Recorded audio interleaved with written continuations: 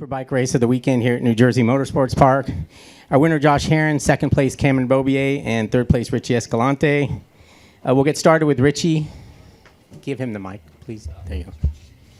Richie, another podium. How does this one rank? I mean, you came from pretty far back and you were close at the finish. Was this the best podium of the year? I think so, yes. All weekend I feel really good with the bike. The problem is the lap time is so close all week during the weekend, so I'm starting P9. So normally I'm not super good start, so I lost a couple positions, but my pace is good. So I think the front group start battling, so help to recover the gap. And yeah, my bike, my Vision William Forester Suzuki working amazing. I feel really good with the bike, and yeah, I'm every lap close the gap, and then finally super close to the podium. And we have a little bit lucky with the Bobby crash, so I finished on the podium. But anyway, for me, the most happy is I'm super close to the podium. So yeah, I think we have the pace to fight for the win later. So we'll see. When you're racing in that big group, and some of the guys in that group are racing for the championship, do you think about that or no? Honestly, yes. I have maybe 2 laps to go, maybe on 5, past maybe Cam, but I say no, not today. So, and then when Bob crashed, I'm already on the podium, so I'm just happy to finish on the podium. So yeah, we'll see later. I hope more nervous these guys later, and we have the opportunity to win. But for me, the most important is stay close to the front group and finish the season strong. Okay, thank you. Second place today, Cameron Bobier. He's our new championship points leader. I mean, I still can't believe what I saw. I can't imagine what you saw because you were right there. Yeah, I got a bad start.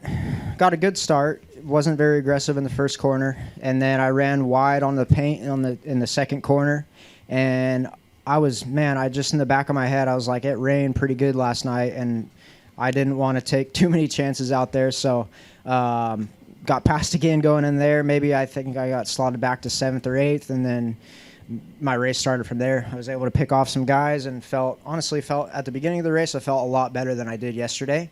And yeah, I found myself in the lead, and still I just been fighting my bike a little bit this weekend. I feel like I can run with the guys at the front, but it's taken a lot of risk, and it's a little tough right now. But I mean, everyone's got their issues they're dealing with, and we're gonna see what we can do for this race 3, and yeah, it's probably gonna be just as crazy as race 2. But yeah, hats off to Josh. He rode awesome. Bob was riding great too, and man, that incident, to me, I didn't even see Josh in front of me because of the way when you flick it left to right, it's hard to see what really happened. But I think it was just a racing incident.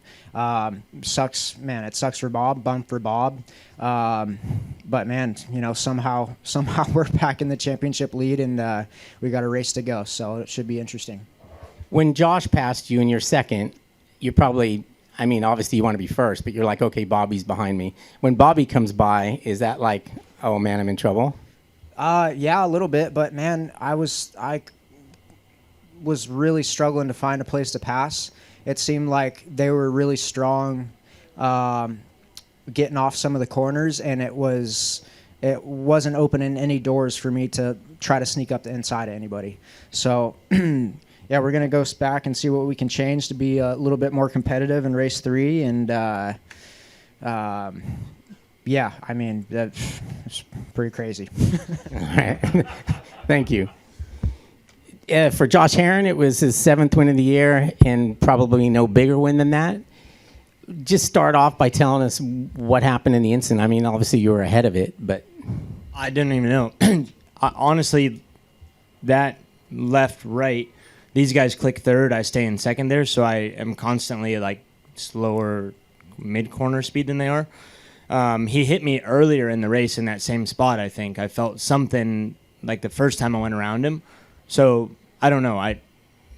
Honestly, I have no clue what happened. I just know that he was freaking out whenever I stopped on the side of the track because he was already like going like this to me, and so I was just trying to figure out what happened, and he just kept saying, "I'm gonna effing kill you." So I don't know what happened, but You know, in my books, he's got a huge lead on us, and he's just being. I wouldn't have been up there with us. I mean, I wouldn't have been. I just would have cruised around in third, just knowing that that's all I had to do.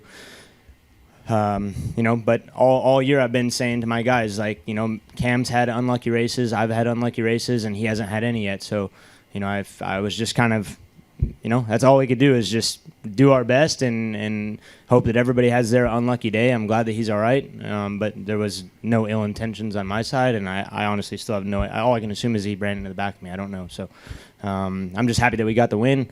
We got an exciting race 3 for all the fans. It's come down to the wire, which is awesome, and it makes those times where, you know, I got up and finished the race whenever we had something go wrong worth it. I just wish that I would have got those last couple points at Ohio and not had that incident at the end, but it is what it is. And yeah, I'm just happy and grateful to be up here, and all 3 of us have a chance for a championship today, so I don't remember the last time that happened, and yeah, just excited. With the points the way that they were in that race, when you get in front, are you trying to slow the thing down so that more people can get up there or not? I mean, at the beginning, yes, but at the end, it's like I just got to go. Like, I don't have time to think about that kind of stuff. At the beginning of the race, like, you know, I've been battling with my hands going kind of tingling like Gagne's been having, and so a lot of times I'm just trying to relax when I get in the front and breathe and give myself like that one extra lap of, like, you know, hopefully the tingling goes away so I can push hard for a lap if I need to at the end or something. So at the end of the race, you don't have much time to think. You're just reacting in moments and just kind of trying to focus on what you got to do. All right, any questions? Cam, this one's for you. You know, what does it say about the series when it comes down to this and having it be so tight between the 3 of you? Man, I mean, it's amazing for the series to have three guys, you know, 7 points apart, whatever it is. I don't know exactly what it is. All on different manufacturers is, you know, it's pretty incredible. All of our bikes seem to have different strengths than others, and we can play to those at each track we go to. So, yeah, I think MotoAmerica has done a great job with that, and yeah, it's pretty cool. Josh, you said earlier in the race you guys made a little bit of contact in that turn, but was there any contact on that final lap in that turn? Did you feel anything at all? No, I didn't feel anything. The first time it happened, I felt I can only assume that's what it was. I felt something from behind, but that time, no. I had no idea that he fell. I just came around and saw somebody out there and saw they were walking around. I'm like, dang, it might be one of them. And when I noticed it was Bobby, I immediately think of, like, oh, I wonder what the points is now. Then I pulled over to see if he wanted to ride, because I didn't know what happened, and he was angry. So. Yeah. Okay, thanks. Okay, we'll see you in a few hours. Okay, we've got the top 3 finishers from today's Supersport race. Our winner today, same as yesterday, Matthew Skoltz. Second place, Tyler Scott. And third place, Blake Davis. We'll get started with Blake. It's his 10th podium of the year. What was the difference between, obviously, the tire? Is that something you didn't adjust quickly to? Was that the main issue? Yeah, pretty much. We were about, I think, a second and a half off of what I was running in yesterday's race or in qualifying. So I know I have a lot more pace. It was, yeah, I mean, everybody, Matt and Ty, just adjusted to the tire a lot quicker than I did. I mean, my only hope today was to stay in front of Matt, and I think by lap 2 that was over. So, yeah, I mean, I thought I had better pace than I did, really. On the R4, I felt like we could fight. I just had to fix the first 2 or 3 laps, but I didn't have the pace on the tire today. All right, well, congratulations. Second place, Tyler Scott, third podium of the year, and that puts you 4th in the championship because Cameron Peterson didn't finish. So, photo finish, 0.013 of a second. Was your plan to do the draft pass to the finish line on the last lap, or was it later than you'd wanted it to? No, I definitely didn't want to end the race like that. That wasn't the plan. But this morning, with the new tire allocation, the whole Vision Wheel M4XR Suzuki team and I came up with a plan. Even if we didn't get this morning's warm-up to get accumulated to the tire quick, and we knew it was going to be good, maybe a little bit slower with the pace, and the goal going into the race was try and stay with Matt and see if we can battle for the lead, but got a decent start. Jake Lewis got a great start, got by us. I had to pass him. PJ was spinning up a good bit, passed him, and then we were all kind of grouped, and then Peterson crashed, and I was behind Blake probably about a second and a half, and I saw Matt was about 4 seconds up, and it'd be very hard with what I was feeling on the bike to go to Matt, and we were in podium contention there. So I followed Blake for a few laps. I was doing 22s to get back up to him. I think a few 21s, and when I got there, we started doing 23s and 24s, and I felt good on the bike, and the plan was to maybe lead the last 2-3 laps, and made a small mistake, and then the lap rider I kind of got caught up by and kind of pushed to the very last lap through sector 1 and 2 and got by his rear tire, and he guarded the inside in turn 5 real well, and my plan was to go and try and make a pass in turn 10, but he guarded the inside for the first time all race, and I tried it a few times previously, the run to the line, and it was very much a coin flip in my mind if it would work, and it was the only opportunity that I had left, and it worked out. All right, well, good job. Our winner today, Matthew Skolch. He was crowned as champion yesterday. It's his 11th win of the season. I guess you didn't celebrate too much last night because you were pretty dominant again today. No, I didn't drink anything last night, but I'm going to, aggressively smash some beers now, so I'm going to make up for it. Yeah, I mean, it's been a brilliant season, really. The R7 definitely slowed us down slightly, but it wasn't like, I think I did a 21.5 in the high 21s pretty consistently, and I think I could have stayed there for all 19 laps if I really, really had to. The R7 tire definitely wasn't nearly as good as the R4 on the side, and I just kind of figured out where you had to push, where you had to kind of slow down.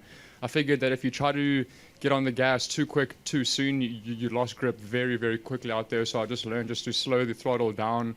But yeah, I mean, whether it's the Japanese or the US tire, I think we kind of proved that we were the quickest people here, so I'm very, very happy. And yeah, just Peter telling me that we got a Superbike rider next year makes me feel great. Obviously losing my ride at the end of 23, moving down to the Supersport class, that kind of killed me slightly. But I think I've proven that I deserve to be back up there. So I'm just super happy, and now I get to celebrate, smash some beers, and get ready for 26.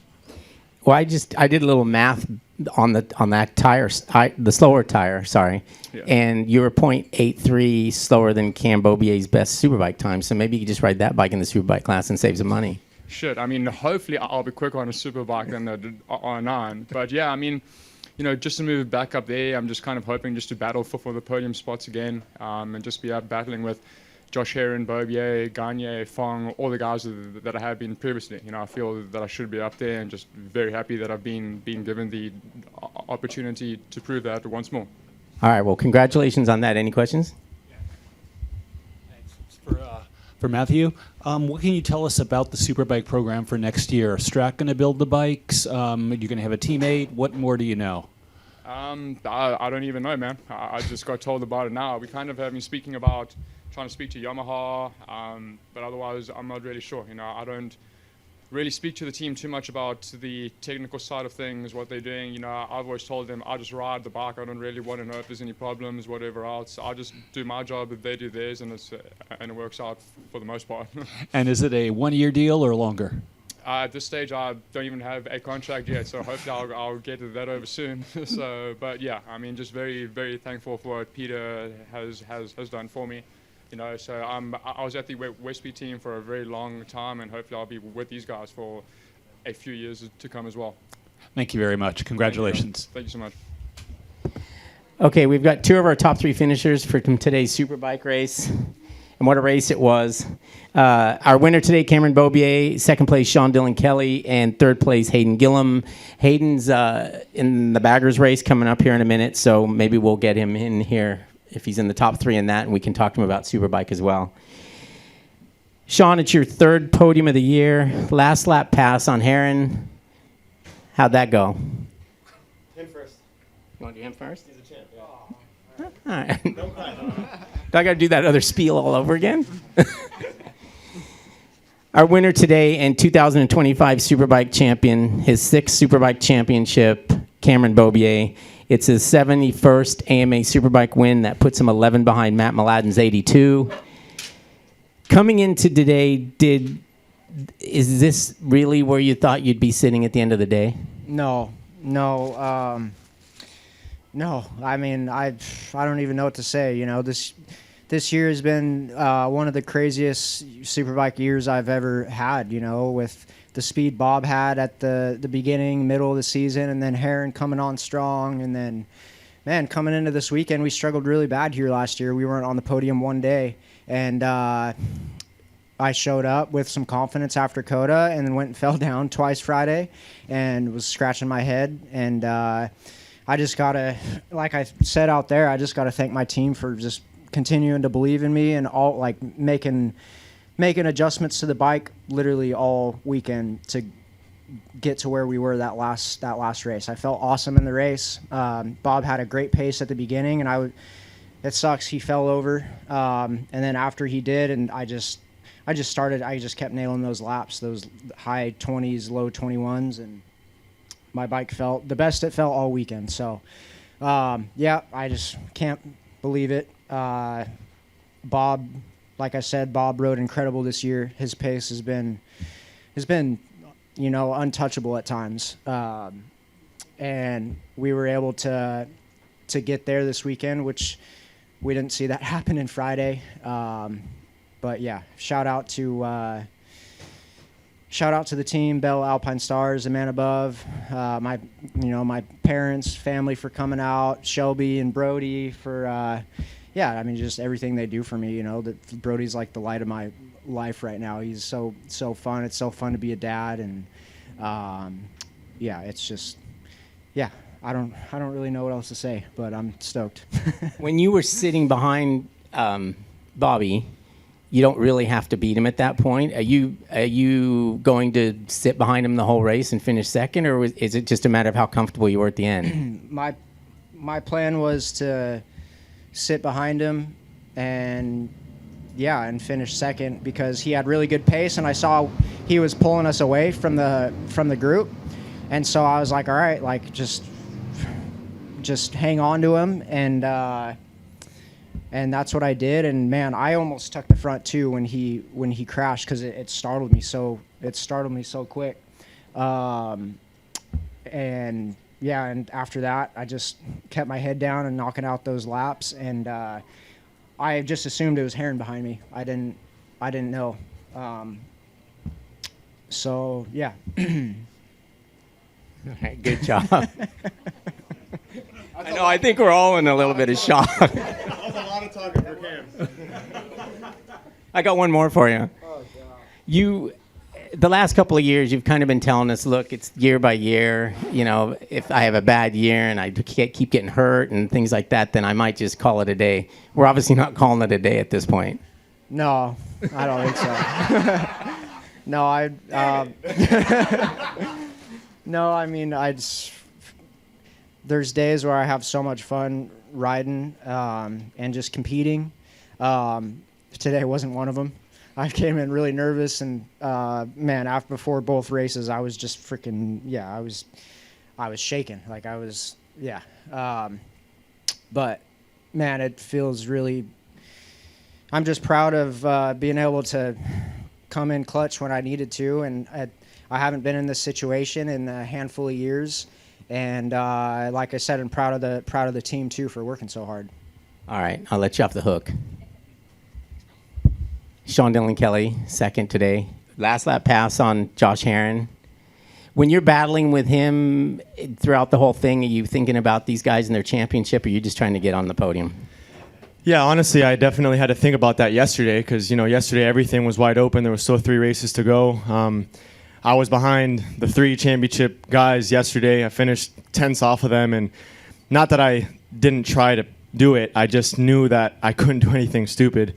Because I probably wouldn't be able to sleep, or someone would not let me sleep if I did something stupid. So that hurt a little bit, just not be able to give all my potential yesterday in race 1. Today in race 2, I had a big issue and fell back, even though I knew that I had more in the pocket. And definitely the best I felt with the Suzuki this race 3. I felt way more confident and consistent, and it was the last race of the season. It was pretty clear that it was between Bobby and Cam halfway through the race. Heron Heron was, kind of catching but kind of not, and I was just sitting there behind him, again being smart. But once Bobby was out and I saw Cam was sitting there, I was like, okay, that means that I can fight now. I can fight. I can pull out the knife, and I did exactly that with a few laps to go. I did a few passes on Josh, and he would always get me back. But I definitely got it done in the last lap, and was it felt pretty amazing to just get it done like that, finish on the podium, which was exactly the objective, and not just for the weekend, but the objective of the whole year, right? Like, super challenging year for me, but I didn't stop believing. I didn't stop fighting. I worked, I think, the hardest I've ever worked, and I think it showed, bringing some speed and some results that hasn't really been seen too much on this thing. And it was nice also, Richie got on the podium earlier today, so the team atmosphere was pretty amazing. And just huge thank you to the whole Vision Wheel M4 XR Suzuki, to my crew who worked extremely hard, all my sponsors, and still no contract for next year, so let's see what happens. All right, you'll keep us posted. Any questions? Cam, first, congratulations. Also wanted to get your thoughts maybe on some of the pressure that Bobby might have been going through. When you're chasing that first championship, and you've gone through that, obviously, do you think that played a role for him coming into this weekend and catching up to him? I mean, Bobby's a great rider, great racer. Man, I feel like maybe he just he just kind of ran out of little luck, I had my bad days this year. Heron had his bad days this year, and I feel bad for the guy, like his bad day was today, and there was 2 races on the board, 50 points on the board, and it's a tough day to have a bad day. But man, I'm buddies with Bob. We grew up in the same area. He's an incredible rider. I've been riding with him since we were little kids, and yeah, I mean, he's going to be even stronger next year. So, yeah, gotta go work hard and come back swinging next year. And then just one more from me. On the flip side, obviously, number 6 for you. Marquez gets number 7. You've got number 6. Who's got the better comeback story for this year? I'd definitely say Mark. I look up to that guy a lot. His story, what he's been through, is pretty incredible, and his family's incredible, just good people, and so congrats to him. That's pretty amazing. Thanks. Okay. First question for Cam. Do you have a deal for next year yet? No. Okay. And then, actually, this question is for both of you guys, because I've talked to both of you in Europe when your Moto2 careers were ending, and those are unpleasant times. So tell me a little bit, Cam, about what it was like to come from there to the place you are today.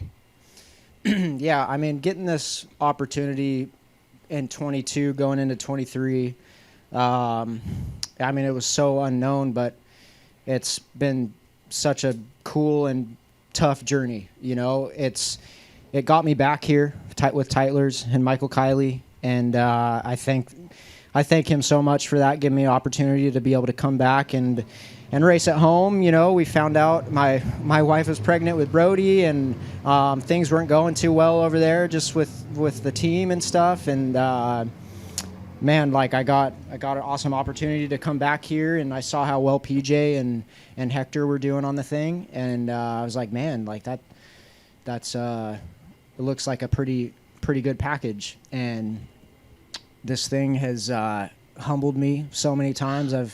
I've hurt myself a couple times the last 2 years, and but we never gave up, and so I'm super proud of this one because, man, my Yamaha years were, I mean, I had some really good battles there down to the wire, and then I was able to win in 20 with a pretty good gap, and they all have a different story to them, and this one was definitely the toughest of them all. So, yeah, and we never stopped believing, and we started out the year really strong, winning 3 races right off the rip, and then started struggling really bad and had that crash at MotoAmerica and bumped my head a little bit, and yeah, but we just kept fighting. If I would stick with you for just a second, there was a crash at Road America, and I remember also we were talking at Laguna Seca. The bike was great over a first couple of laps, on fresh rubber, but after that it just deteriorated rapidly. Where did the turnaround come, or is it still?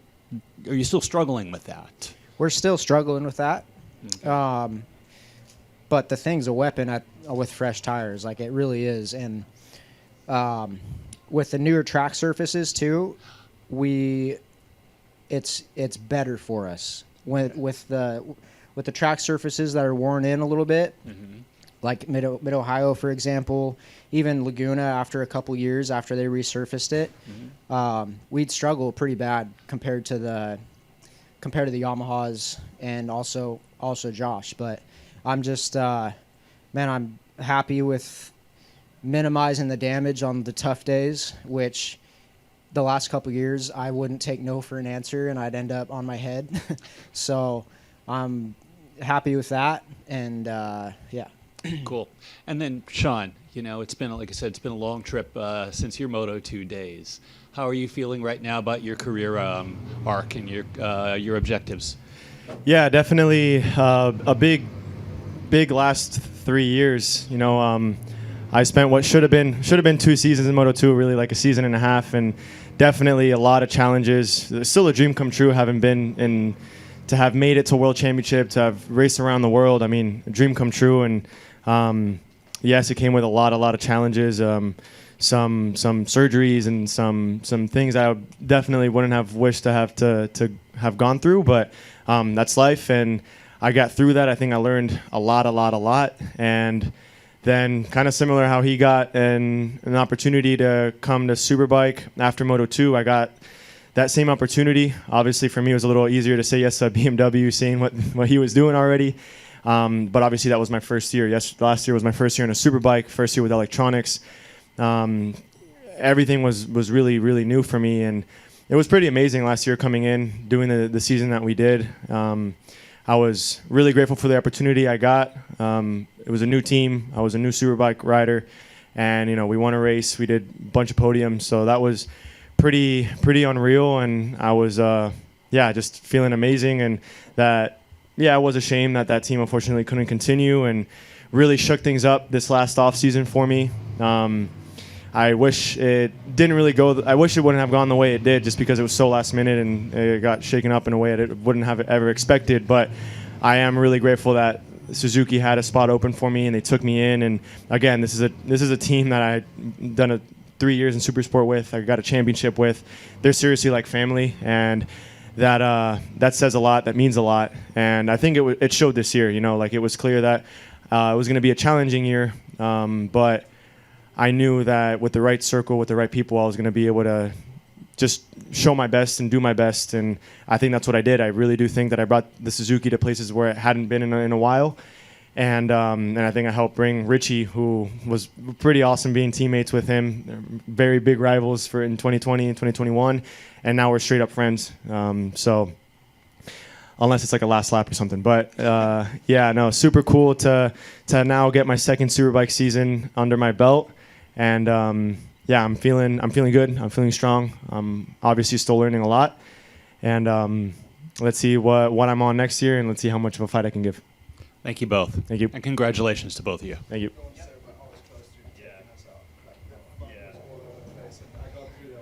Okay, we've got our top 3 finishers from today's Mission King of the Baggers race here at New Jersey Motorsports Park. Our winner, Cameron Peterson. Second place, Hayden Gillum. And third place, Troy Herfoss. We'll get started with Troy. Better today than yesterday. And that seems to be, when you do have a rough outing, the Sunday always seems better. Is that just more time getting the bike better? Or is it getting you better? How do I approach this? Look, basically, I struggled in the first session and chased my tail for a lot of the weekend. We're riding baggers, and they're not always perfect, and it wasn't perfect for me this weekend. And yeah, in the race, I felt a lot better in race 2. Like I could ride the bike a little bit stronger, but yeah, we just made some mistakes, basically. Yeah, it was a rough weekend as far as just little really like such small mechanicals that it was like borderline, is it my feel with the motorbike? There was not a lot going wrong, but there was something going wrong. And yeah, but in saying that, the bike worked perfectly in race 2, and I still got my ass kicked. And I got my ass kicked by another challenger, by probably as bad as it's ever been, like Indian versus Indian. Yeah, it's pretty hard to swallow. And I can see that he's struggling in the same areas I am. So, yeah, just big kudos to Cam for the race win, and also Hayden. They both were, yeah, like it's a lot of the times in racing, you've got your own excuses. And, yeah, yesterday I really wasn't comfortable, but today I just watched the race go away. A part of me is happy I didn't throw it away, because I don't usually finish. I don't recall finishing third that much, like second sometimes. But yeah, I've been down the road in third and fourth battles a little bit. Yeah, hey, we're racing motorbikes. It was a lot of fun. We finished the year off. We're safe and healthy, and yeah, the championship's wide open. Like Kyle's been. Let's face it, he hasn't been here since Laguna. I don't think he's been right towards the front, mid-higher, sorry. I can't remember. A few rounds back, he's been just rolling in, and yeah, he's got the number 1 play, but that's got to be weighing on him. Hayden's been super dominant. Now Cam's going really well. Loris has been good. I've been hit and miss, so there's a lot to play for going into Daytona next year, and that's what brings us back for racing. And yeah, looking forward to the off-season and trying to be a better motorbike rider. Don't know if that's possible at 38, but we'll see how we go. I think I've got what I've got now. All right, thank you. Second place day, Hayden Gillum. Great battle between you two, like yesterday. This time you came out on the wrong end of the stick. Yeah. It's hard. Like I did what I had to do at the beginning, and then my board had a pretty decent gap, and then I guess he just reeled off a couple hot laps, and it got me a little flustered. I all of a sudden heard him back there, and just made a little mistake out of 5, and went and I was really just trying to throw some water on him, trying to get him all flustered because I was flustered. But yeah, it was a fun race. I tried to give a shot back at the end, and kind of like yesterday with him, it's just tough to pass around here once you get behind somebody. And I gave it a go, got in. It was pretty much a replay of Mid-Ohio with Troy going off the back straight there, but actually kept this one on track. So no, just really happy with how the last few rounds have gone for me and the team. And I mean, halfway through the season, I was ready to kind of call it quits on the baggers and just focus on the Superbike stuff. And now these last couple races have made it tough, because now I'm like, man, I got to stay in this. I can't go out. I mean, this is the first year of, I don't know, 4 that I haven't finished in the top 3 in points, and it's a little heartbreaking. But yeah, it's going to be a lot of fun if everybody kind of keeps this speed up for Daytona going into next year. It's going to be some good bar banging action. I'm excited about it. Well, you can tell it was a little bit of a rough season, because although it's your 4th podium, but it's the only podium that wasn't a win, if that makes sense, right? Yeah. So you won 3 races, but you need more consistency, obviously, with podium finishes on the days you don't win. Yeah, and that's where, Mid-Ohio is so far out of the points that at that, this point of the season, I told the guys, I'm like, man, I'm not here for second place. If I can go for first, I'm going for first. That's why, I made that big lunge at Mid-Ohio on Troy, and, I wasn't upset about it afterwards. And so, yeah, it's just it's that part of the season where I don't have any shot at getting on the top 3, and just going for race wins. Those guys deserve it. I feel like I deserve it, and it's been some good racing at the front the last couple rounds. So you came back. We'll talk real quick about the Superbike race, since you didn't get to do that podium. But, I mean, it's your first Superbike podium, got the Honda back on track, and a last lap pass on Heron. I mean, it was. Talk about that a little bit. Did SDK's move open the door for you? I didn't. Oh yeah. I mean, I got lucky. I've had a lot of fourth place this year, and majority of them have been a little bit of luck, guys crashing or running off or something. And this one isn't any different, but it is my first Superbike podium, so it was really cool. And Sean, made his move on Josh, and he ended up running wider than I was expecting him to, and I figured he would get me back. With the power that thing's got under him, I figured he'd be able to get me back before we got down to turn 6. But whenever he didn't, I was just like, all right. Sean had kind of already gone. Like I had struggled the first half of that lap up to that point, and they had got a little bit of a gap on me. And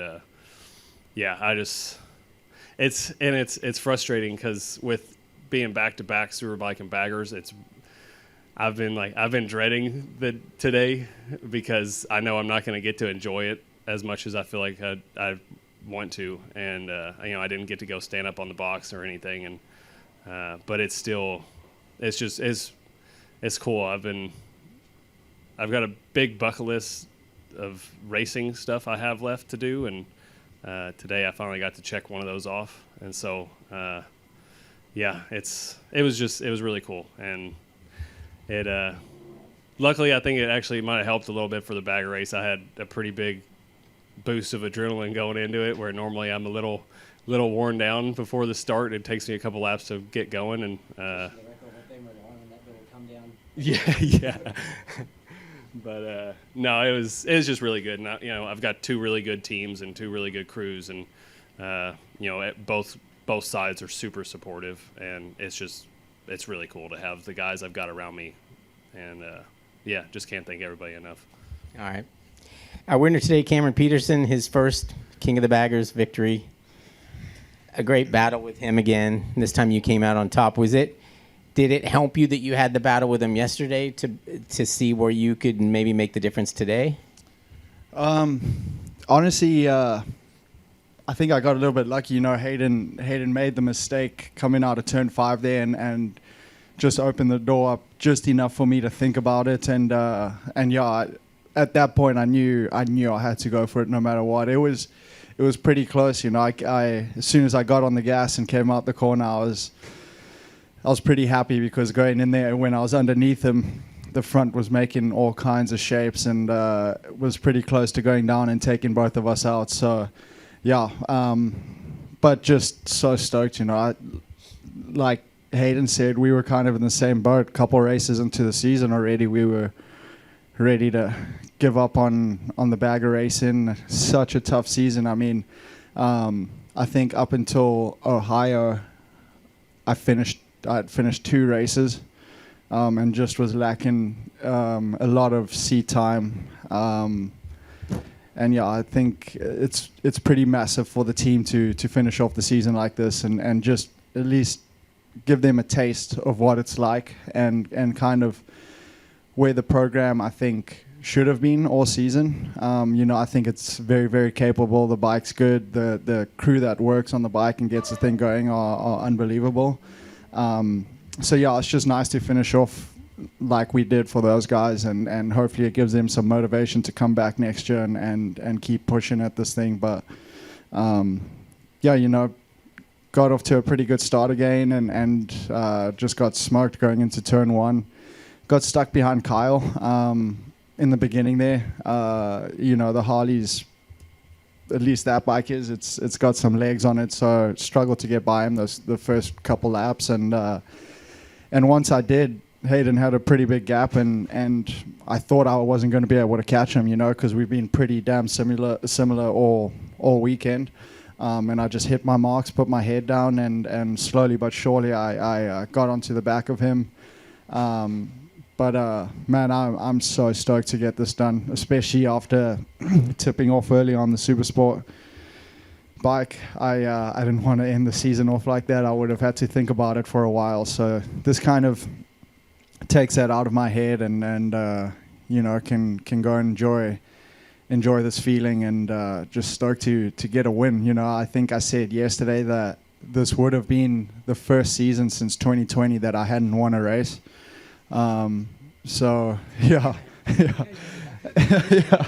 So to get it done in the last race of the season, I'm pumped. You know, keep the streak going, and then look forward to next year. Hopefully can come back and hit the ground running. Kind of start off where we finish the season. Okay, thank you. Any questions?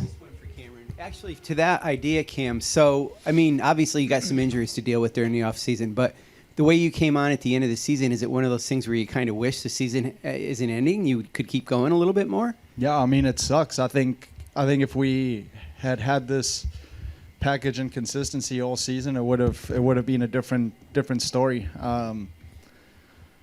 But regardless, just the fact that we finished off like this, you know, it's good. But yeah, I wish this was just the start of it. Okay, thank you.